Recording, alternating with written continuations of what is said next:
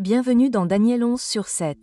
Dans le dernier épisode, nous avons vu que le roi du Nord ou le romanisme fera son retour et finira par vaincre le roi du Sud, que nous avons identifié comme le sécularisme. Cela se fera par le biais d'un contrôle militaire et économique représenté par des chars, des cavaliers et des navires. Daniel 11 continue de nous donner plus de détails sur la manière dont cela se produira.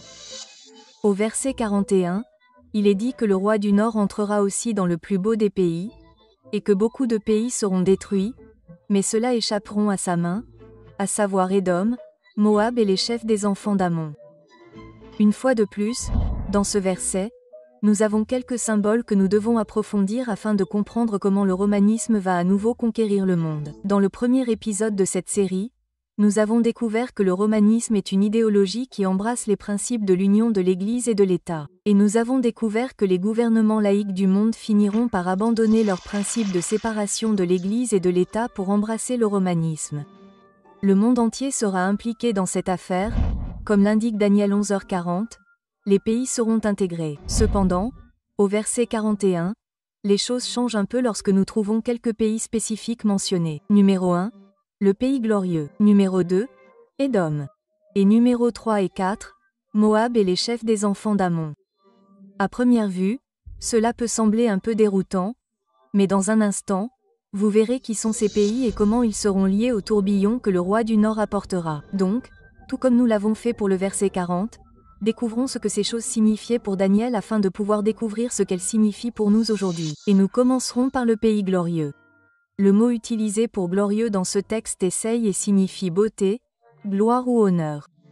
Un autre exemple de l'utilisation de ce mot se trouve dans Ézéchiel 20h15. Lorsque le prophète parle de la terre promise, il dit « Je leur ai juré, dans le désert, de ne pas les faire entrer dans le pays que je leur ai donné, pays où coule le lait et le miel, la gloire de tous les pays. » Évidemment, pour Ézéchiel et Daniel, la terre glorieuse faisait référence à la terre promise et plus particulièrement à Jérusalem. Aujourd'hui, nous appelons cette région la terre sainte, et elle fait l'objet de combats tout comme il y a des milliers d'années. La terre agréable est le premier pays spécifiquement mentionné dans Daniel 11/40-45. Et l'image qui est dépeinte est celle du roi du Nord ou du romanisme cherchant à renverser la terre glorieuse. Devons-nous donc tous devenir sionistes et concentrer notre attention et nos efforts sur ce lieu spécial qu'est la terre comme tout le monde le fait aujourd'hui? Pas si vite. Nous devons nous rappeler qu'avec l'essor du christianisme, une transition s'est opérée, le peuple de Dieu étant identifié comme Israël littéral à Israël spirituel. Cela signifie qu'il ne serait plus question d'un royaume littéral, mais plutôt d'un royaume spirituel où les Juifs et les gentils seraient reconnus comme le peuple de Dieu. Cette réalité est rendue évidente par l'apôtre Paul dans Galates chapitre 3 lorsqu'il dit que vous tous qui avez été baptisés en Christ, vous avez revêtu Christ. Il n'y a plus ni juif ni grec, il n'y a plus ni esclave ni libre, il n'y a plus ni homme ni femme, car tous vous êtes un en Jésus-Christ. Et si vous êtes des Christ, vous êtes donc la postérité d'Abraham, et il l'est selon la promesse. Ce verset nous fait savoir que depuis la vie, la mort et la résurrection du Christ, le peuple de Dieu est désormais composé de tous ceux qui acceptent le Christ comme leur sauveur. Cependant, cela étant dit, nous savons également par les Écritures que Dieu fait tout avec décence et avec ordre. Par conséquent, son peuple ne sera pas dispersé et divisé dans ses croyances sans aucune organisation centrale, mais il y aura plutôt un seul Seigneur, une seule foi et un seul baptême. Jésus lui-même a également déclaré qu'il y aurait un seul troupeau, ou nous pourrions dire une seule brebis et un seul berger.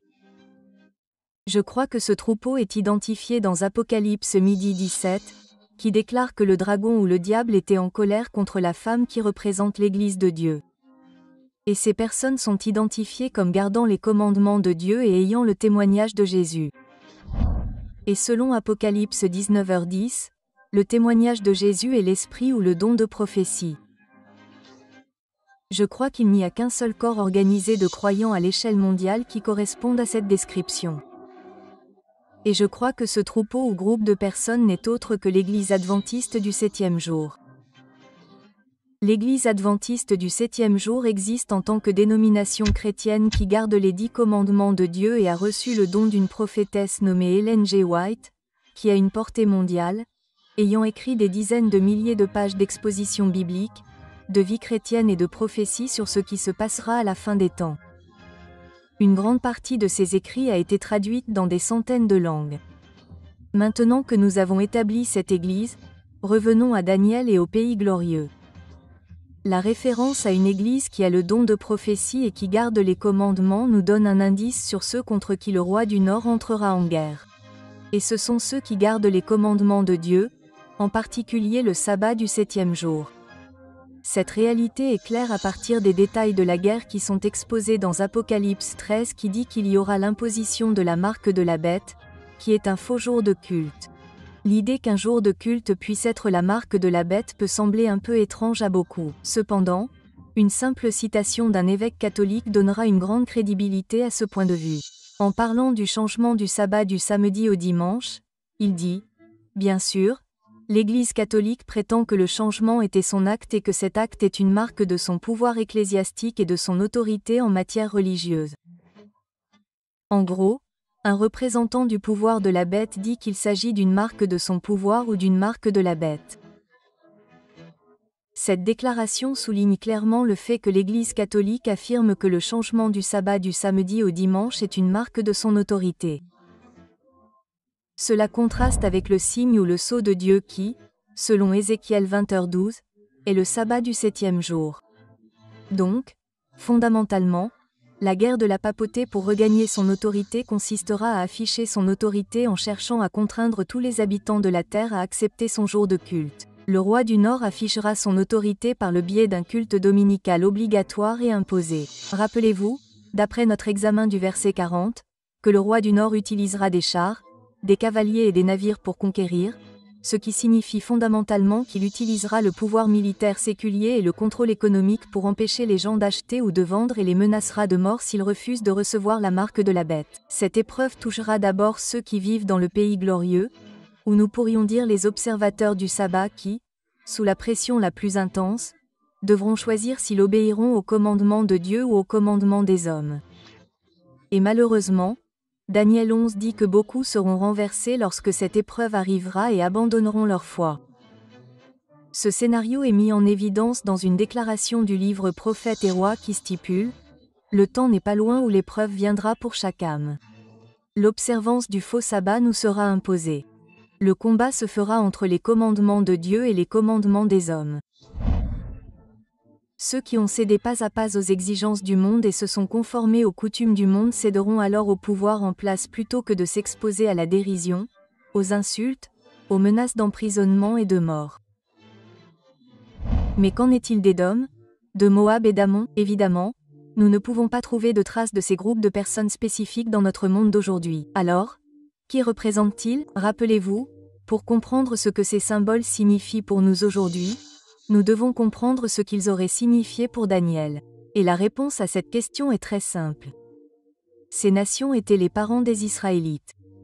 Les Édomites étaient les descendants d'Ésaü, de Jacob ou du frère jumeau d'Israël. Et Moab et Ammon étaient les descendants de Lot, le neveu d'Abraham.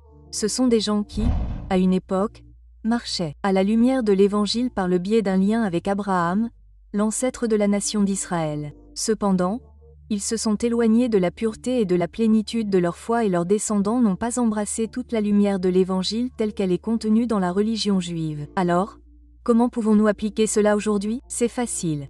Il suffit d'observer la variété des confessions chrétiennes qui partagent tant de points communs. Cependant, beaucoup d'entre elles n'ont pas continué à vivre dans la pleine lumière que Dieu a donnée. Ce rejet de la lumière est particulièrement évident dans le rejet du sabbat du 7e jour, car la plupart des églises ont adopté le faux jour de culte mis en place par le roi du Nord. Bien que spirituellement apparentés à ceux qui gardent les commandements de Dieu, de nombreuses religions chrétiennes ont perdu les vérités qu'elles chérissaient autrefois. En conséquence, dans la sagesse de Dieu, il y aura un appel à abandonner les faux enseignements promus par la papauté, et chaque homme, femme et enfant verra sa foi mise à l'épreuve. Cependant, il est dit qu'Édom, Moab et Ammon échapperont. Cela indique qu'il y aura beaucoup d'autres personnes. Confessions qui accepteront le vrai sabbat et entreront dans une obéissance totale aux commandements de Dieu. Elles échapperont aux faux enseignements de l'autorité papale et ne seront pas conquises par le romanisme. Lorsque le roi du Nord attaquera et que la marque de la bête sera imposée, le peuple du pays glorieux, les Édomites, les Moabites et les Ammonites devront prendre une décision quant à savoir s'ils obéiront à Dieu. Il est très important de garder à l'esprit que Dieu ne favorise pas un groupe de personnes par rapport à un autre. Dieu ne fait pas exception de personne et tout le monde sera mis à l'épreuve, y compris les adventistes du 7e jour, les autres protestants et les catholiques. Et bien que je crois qu'il existe une église du reste, je comprends également que l'appartenance à une église ne garantit pas le salut. Et chacun d'entre nous, quelle que soit la confession à laquelle nous appartenons, doit être fidèle à Dieu lorsque nous entendons sa voix. Nous devons garder à l'esprit que cette épreuve ne sera pas réservée aux seuls cousins spirituels chrétiens des gardiens des commandements. Nous le savons parce qu'au verset 42 de la Bible, il est écrit, Daniel, nous voyons également que ceux qui étaient en Égypte ne s'échapperaient pas et que d'autres pays étaient impliqués, ce qui signifie qu'il y aurait également d'autres religions impliquées. Mais tous auront l'occasion d'accepter les commandements de Dieu et de rejeter la marque de la bête. Dans le prochain épisode de cette série, nous découvrirons ce que l'Égypte signifie pour nous aujourd'hui, alors que nous continuons à comprendre la guerre entre le roi du Nord et le roi du Sud. J'espère vous revoir pour le prochain épisode de Daniel 11 et 7.